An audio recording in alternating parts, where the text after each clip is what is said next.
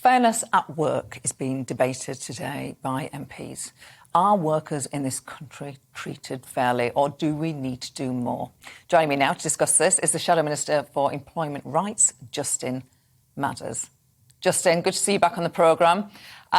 Interesting interview with the leader of the Unite trade union, Sharon Graham, today, saying some Labour MPs appear embarrassed to represent working people and that you need to reconnect with working class voters. Does she have a point? Well, I'm certainly not embarrassed, and I'm in fact very proud of the excellent set of policies that we've got on improving the lives of people in work, because at the moment we don't have fairness at work, we don't have job security for millions of people, and a fair day's pay for a fair day's work doesn't always happen in far too many instances. So we're trying to get a situation where actually people have that security and stability that they need in the workplace, so that they can actually build a life for themselves and have some hold on their own lives. At the moment, there's far too much exploitation, 0 hours contracts, gig economy jobs. Far too much of that is really leading a race to the bottom, which we are determined to end. Is the minimum wage too low? Well, we think obviously there does need to be increases, and that particularly with the cost of living and inflation going up. But obviously, when we get closer to an election, we will set a figure for that. But in terms of some of the people who we're trying to help, it's a question. I actually don't know how much money they're going to get each week, because they don't get a set number of hours. If they're on a 0 hours contract, they can literally get a phone call at the drop of a hat and be told that they don't need to come in that day. How can anyone plan their lives? How can anyone build for the future if they're being treated like that? I think it's a disgrace, and it needs to come to an end. There is some good news today. Food delivery giant Deliveroo has signed a recognition deal with a leading trade union covering the company's 90,000 self-employed riders. So we are seeing progress. It's one of many, actually, that have secured these sort of agreements, Uber being another. So we're seeing progress in terms of workers' rights?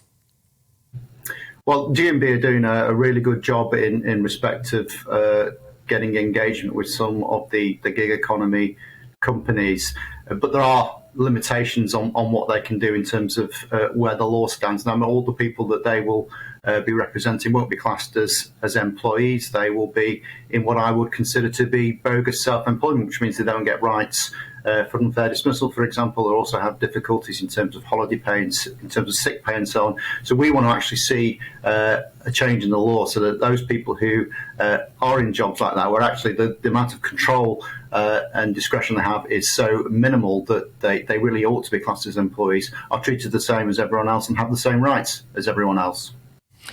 You're right to point that out. Low-paid self-employed workers and those on 0 hour contracts earn a lot less than people who are employed on a staff contract. So should we ban these things? Yeah, we would like to see 0 hours contracts outlawed. I think there's an awful lot in there about giving people some respect and security. People don't have an idea from 1 week to the next how much they will be earning. I think it's time that these kind of exploitative practices were brought to an end, and we brought forward policies and an economy that works for everyone. And on the cost of living, this morning the Prime Minister has been speaking. He said we will do everything we can to help people through a difficult time. Sounds like help is on the way. And interestingly, the Chancellor this morning said he is pragmatic about introducing a windfall tax on the energy companies. They're coming round to your way of thinking. Well, I hope they are, but it's taken an awful long time. We've been arguing for a windfall tax since last year. We know that energy prices have really made life very difficult for people, and actually they're only going to get worse. This would, a windfall tax, put £600 back into the pockets of those who need it the most. But at the moment, we've got a government who seem to side with the oil companies who are making obscene profits rather than helping those who need that help at this very difficult time. So I hope that the message is finally getting through to them, because they do need to act, and they do need to act as a matter of urgency.